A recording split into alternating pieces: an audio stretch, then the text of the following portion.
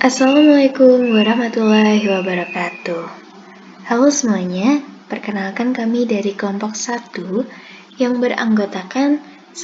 Elfasa Saputri, 2. Tanti Winarsih, 3. Rani Lutfatun Ainiyah, 4. Diana Ekasari, 5. Firda Manik Ardana, dan yang keenam, Florencia Ayuni Rwantoro. Dalam video kali ini, kami akan mempresentasikan tugas Al-Quran dan Hadis mengenai Nuzulul Quran. Kami di sini akan menjelaskan tentang Nuzulul Quran. Yang pertama ialah pengertian Nuzulul Quran, yang kedua tahapan Nuzulul Quran, yang ketiga hikmah Al-Quran diturunkan berangsur-angsur, yang keempat kritik orientalis terhadap Nuzulul Quran. Pengertian Nuzulul Quran ada dua, secara bahasa dan secara istilah. Secara bahasa, Nuzulul Quran berasal dari bahasa Arab nazala yanzilu nuzulan, yang berarti turun dari atas ke bawah. Ada beberapa makna dari kata nuzul, ialah menurut Ibnu Faris, kata nuzul berarti turun dan jatuhnya sesuatu. Menurut Al-Zarqani, kata nuzul diungkapkan dalam penuturannya yang lain untuk pengertian perpindahannya sesuatu dari atas ke bawah.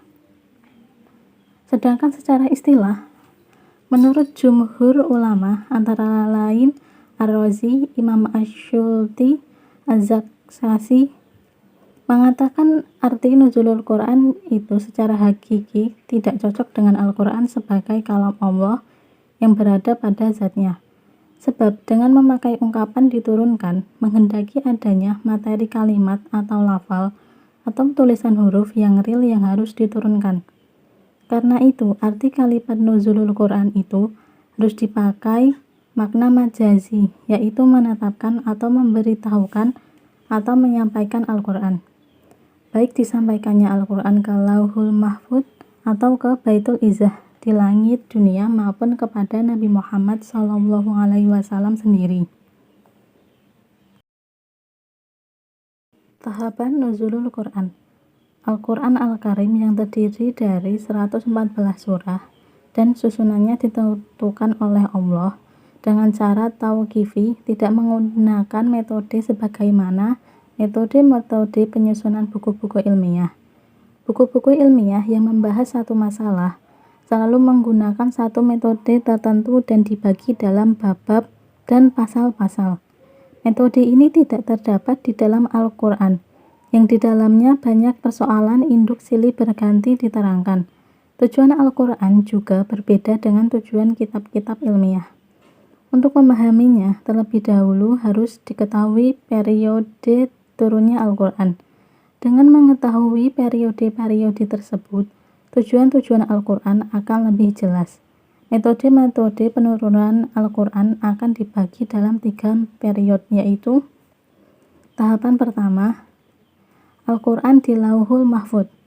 Allah menurunkan Al-Quran pertama kali di Lauhul Mahfud, yaitu suatu tempat yang merupakan catatan tentang segala ketentuan dan kepastian Allah. Terkait dengan penurunan dari Lauhul Mahfud ke Baitul Izzah, langit dunia yang paling rendah secara keseluruhan dan turun sekaligus, yang terjadi pada malam Qadar Lailatul Al-Qadar.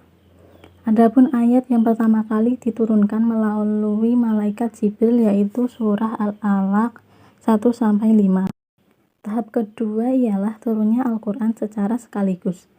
Pada tahap ini, Al-Quran merupakan Al-Quran dari Lauhul Mahfud ke Baitul Izzah secara sempurna atau utuh pada suatu malam yang penuh berkah di antara malam-malam setahun, yaitu saat Lailatul Qadar, ke Baitul Izzah di langit-langit dunia. Ada beberapa nas yang menunjukkan hal tersebut. Ayat-ayat tersebut, Al-Alaq 1-5, menunjukkan bahwa Al-Quran diturunkan pada malam yang sama, yaitu malam yang penuh berkah dan mulia di antara malam-malam bulan Ramadan. Oleh karena itu, penurunan yang dimaksud adalah penurunan tahap awal ke Baitul Izzah. Tahap ketiga, turunnya Al-Quran secara bertahap. Cara penurunan Al-Quran secara bertahap yaitu dari langit dunia menuju ke bumi secara berangsur-angsur dalam jarak waktu 23 tahun, kekhasan tersendiri bagi umat Islam. Sebab kitab-kitab samawi yang terdahulu diturunkan sekaligus. Dengan diturunkannya Al-Quran dengan cara bertahap, sangat berdampak besar bagi Nabi Shallallahu Alaihi Wasallam ataupun untuk kaum muslimin. Bagi Nabi, ayat-ayat Al-Quran akan mudah untuk dipahami dan dihafal. Di samping itu juga agar beliau selalu mendapat hiburan dengan kedatangan wahyu dan tidak cepat kecewa bila menghadapi tantangan. Bagi kaum muslimin, cara seperti itu akan memudahkan mereka dalam memahami Islam secara bertahap, sesuai dengan tuntutan kondisi dan kemampuan menjalankannya. Hikmah Al-Quran yang diturunkan secara berangsur-angsur. Berdasarkan surah Al-Isra ayat 106 yang memiliki arti, dan Al-Quran itu telah kami turunkan dengan berangsur-angsur agar kamu membacakannya perlahan-lahan kepada manusia, dan kami menurunkannya bagian demi bagian. Ini semua memiliki hikmah. Yang pertama, mengukuhkan dan meneguhkan hati Rasulullah. Mengapa? Karena dengan diturunkannya Al-Quran secara bertahap, ketika Rasulullah mendapatkan hambatan dan rintangan dalam melaksanakan dakwah, Rasulullah itu dapat termotivasi dan juga dapat menghibur hatinya dengan diturunkannya Al-Quran secara bertahap. Dengan diturunkannya Al-Quran secara bertahap ini juga malaikat Jibril akan membawa wahyu baru yang membuat Rasulullah selalu memiliki motivasi dan juga menguatkannya dalam melanjutkan dakwahnya. Yang kedua, meringankan beban dalam memahami ayat suci Al-Quran. Penurunan Al-Quran secara bertahap juga meringankan beban dari Rasulullah dalam mengemban risalah Islam. Dalam menghafal dan memahami Al-Quran, Rasulullah diberikan kemudahan karena diturunkan Al-Quran itu secara perlahan-lahan, sehingga Rasulullah tidak keberatan dalam memahami Al-Quran. Jadi ketika Rasulullah membacakan, menjelaskan, serta memberikan contoh-contoh bagaimana pelaksanaan dari setiap ayat yang telah diturunkan kepada umatnya. Yang ketiga, penurunan secara berangsur-angsur lebih akurat daripada penurunan secara sekaligus untuk menegaskan kemukjizatan Al-Quran.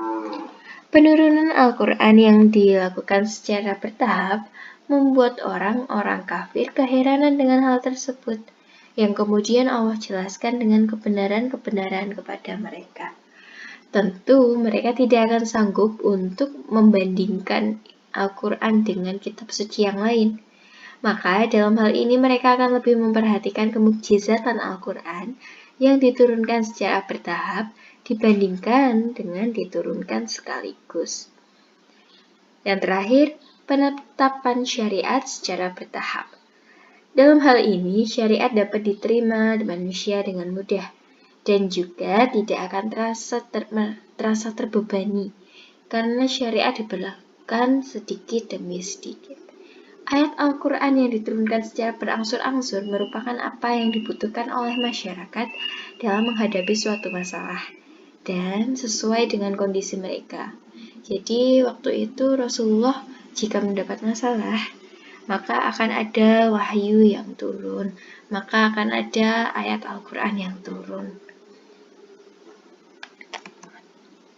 Kritik orientalis terhadap nuzulul Quran. Yang pertama, pandangan orientalis pro terhadap nuzulul Quran. Adapun orientalis yang menyatakan pro atau meyakini Al-Quran sebagai wahyu Allah kepada Nabi Muhammad, yakni Maryam Jamilah, yang nama aslinya itu Margaret Marcus. Ia menyatakan bahwa mukjizat Al-Quran tidak hanya pada asal-usulnya saja, melainkan pada isinya pula. Baginya orang-orang yang tidak berpendidikan pada zaman dahulu tidaklah mungkin dapat mengarang atau menciptakan karya tulis yang tiada tandingannya bahkan mungkin tidak bisa ditiru. Seandainya manusia dan jin bekerja sama membuatnya pun, tetap saja tidak dapat menandingi kemukjizatan Al-Quran. Yang kedua, pandangan orientalis kontra terhadap nuzul Quran. Para orientalis beranggapan bahwa wahyu yang diterima oleh Nabi Muhammad SAW sebenarnya merupakan sebuah hasil dari pengadopsian berbagai tradisi Yahudi, Kristen, dan Persia. Adapun Ignaz Goldziher, seorang orientalis yang lebih memfokuskan penelitiannya terhadap Al-Quran. Ia membandingkan literatur dan tradisi Yahudi Nasrani dengan ajaran Al-Quran, dan ia menyatakan cerita-cerita dalam Al-Quran terdapat banyak kekeliruan dan tidak sesuai versi Bible yang paling akurat. Kesimpulan, jadi nuzul Quran merupakan proses turunnya Al-Quran dari Allah Subhanahu wa Ta'ala kepada Nabi Muhammad SAW melalui perantara malaikat Jibril. Jadi Al-Quran merupakan sebuah risalah dan pelengkap bagi ajaran-ajaran sebelumnya. Al-Quran diturunkan melalui 3 fase dan ayat-ayat Al-Quran diturunkan secara bertahap atau tidak secara langsung. Penurunan Al-Quran secara bertahap juga memiliki beberapa hikmah bagi Rasulullah dan umatnya yang telah disebutkan tadi ya. Adanya agama Islam yang membawa risalah kewahyuan tersebut mendapat banyak sambutan dari berbagai kalangan termasuk pro dan kontra tadi.